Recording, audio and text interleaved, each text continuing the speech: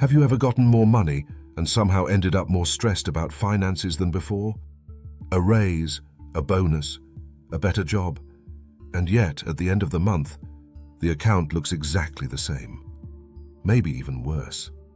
And you sit there wondering how that is even possible when the numbers clearly went up. That feeling is not a coincidence. It is not bad luck.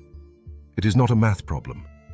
It is something much deeper and much more invisible than any spreadsheet can show you.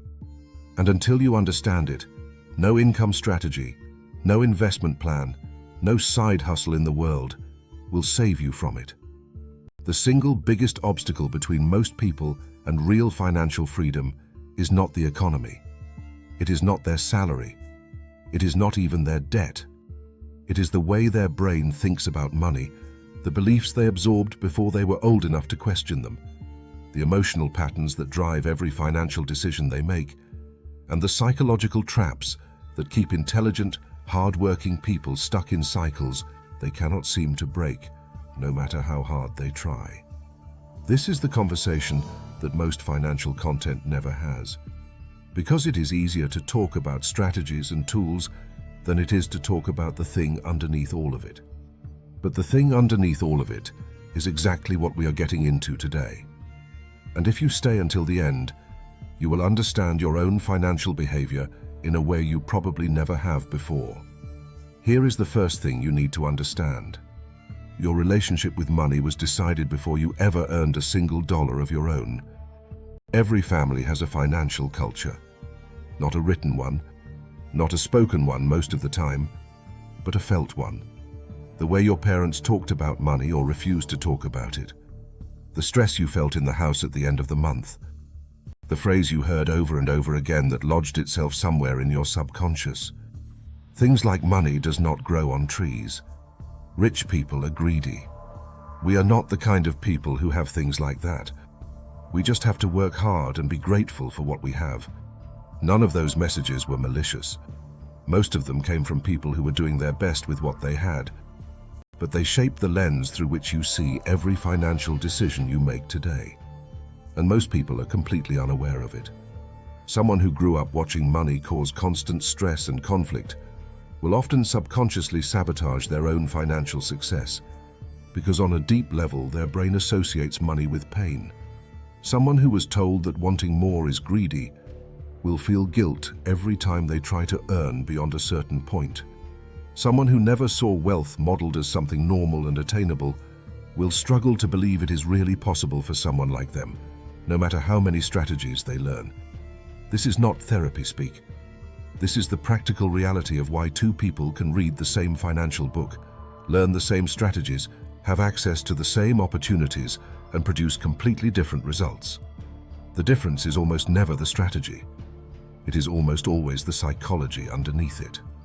The second thing worth understanding is what economists call lifestyle inflation, and why it is one of the most common and least talked about reasons people never actually build wealth.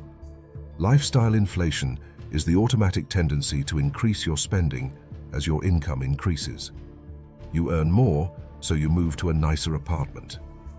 You get a promotion, so you upgrade the car. You have a good month, so you spend more freely because it feels like you can afford to. And before anything has been saved or invested, the new income level has been absorbed entirely by a new, expanded version of the same financial treadmill. This is why people earning 3 times the average salary are still living paycheck to paycheck. This is why a bigger income does not automatically mean a better financial position. The money comes in, and the lifestyle expands to meet it, leaving exactly the same margin at the end of the month as before, which is often very close to zero. The psychological mechanism behind this is called hedonic adaptation. The human brain is remarkably good at adjusting to new circumstances and returning to a baseline level of satisfaction. The nicer apartment feels amazing for 3 months, and then it just feels like home. The upgraded car is exciting for a few weeks, and then it is just how you get to work. And so the brain starts searching for the next upgrade that will bring that feeling back. Understanding this does not mean you should never upgrade your life. It means you should upgrade intentionally after the savings and investments have been handled, not as an automatic response to earning more. The people who build real wealth are not the ones who earn the most. They are the ones who consistently keep a gap between what they earn and what they spend, regardless of how that number grows. Here is something that almost nobody talks about, but that explains an enormous amount of financial behavior. Most financial decisions are not made rationally. They are made emotionally and then justified rationally afterward. You do not buy the more expensive option because you calculated the value objectively. You buy it because it made you feel something: status, security, excitement, belonging, and then your brain constructed a logical reason to explain the choice after the fact.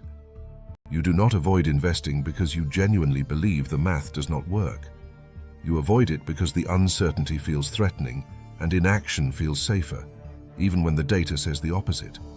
This is the gap between financial knowledge and financial behavior. Most people who are struggling financially do not lack information. They have access to the same internet, the same books, the same content as everyone else. What they lack is the emotional awareness to catch themselves in the moment when a feeling is driving a decision that their logic would reject if it were in charge. The practical implication of this is significant. It means that financial progress requires more than learning the right strategies. It requires developing the ability to notice when you are about to make a money decision from a place of emotion, fear, excitement, shame, social pressure, and pause long enough to ask whether that decision aligns with what you actually want for your financial future. That pause is worth more than any investment strategy, because the best strategy in the world cannot save you from consistently making emotionally driven decisions that work against it. There is a concept in behavioral economics called loss aversion, and once you understand it, you will see it everywhere in your own financial life. Loss aversion is the finding that the psychological pain of losing something is roughly twice as powerful as the pleasure of gaining the equivalent thing. Losing $100 feels about twice as bad as gaining $100 feels good. This sounds like a quirk of human psychology until you realize how deeply it shapes financial behavior. It is why people hold on to losing investments for far too long. Selling would make the loss real, so the brain resists it even when every rational signal says to cut and move on. It is why people avoid starting a business or a side hustle. The fear of losing the time and money invested feels more powerful than the potential of what could be gained. It is why people keep money sitting in low-interest accounts, doing nothing rather than putting it to work. The imagined pain of losing it outweighs the very real cost of inflation, slowly eroding its value. Loss aversion keeps people safe in a way that feels comfortable, but is actually deeply costly over time. The risks you do not take because the downside feels too painful are often the exact risks that would have moved your financial life forward in ways that playing it safe never will. Recognizing loss aversion in yourself does not mean becoming reckless. It means learning to ask a different question. Instead of asking what could go wrong if I do this, start asking what is the cost of not doing this. Because inaction has a price too. It is just a price that gets paid slowly and quietly enough that most people never connect it to the decision they made years earlier to play it safe. The last psychological pattern worth understanding is one of the most subtle and one of the most damaging. It is the belief, held by more people than would ever admit it, that wealth is for other people. Not a conscious belief. Nobody would say that out loud. But it shows up in the way people talk about money. The eye roll at wealth-building content. The reflexive cynicism about whether any of this actually works for regular people. The quiet assumption that the people making real financial progress must have had some advantage, some connection, some stroke of luck that explains their results in a way that lets everyone else off the hook. That belief is a defense mechanism. If wealth is for other people, then not having it is not your fault and not your responsibility. You are off the hook, but you are also off the path. Because the moment you genuinely believe that financial freedom is possible for someone with your background, your starting point, and your current resources, everything changes. Not because the belief magically creates money, but because it changes the decisions you make every single day in ways that compound over time into a completely different financial reality. The most dangerous financial prison is not debt. It is the invisible ceiling you place on what you believe is possible for you. And unlike debt, you cannot see it on a statement. You can only feel it in the decisions you make and the ones you do not. Here is what I want you to sit with after this video ends. Every financial strategy you will ever learn is only as powerful as the mind executing it. You can know exactly what to do with money and still do the opposite because of a belief you formed at 10 years old, watching your parents argue about bills. You can earn more than you ever imagined and still feel broke because the lifestyle expanded the moment the income did.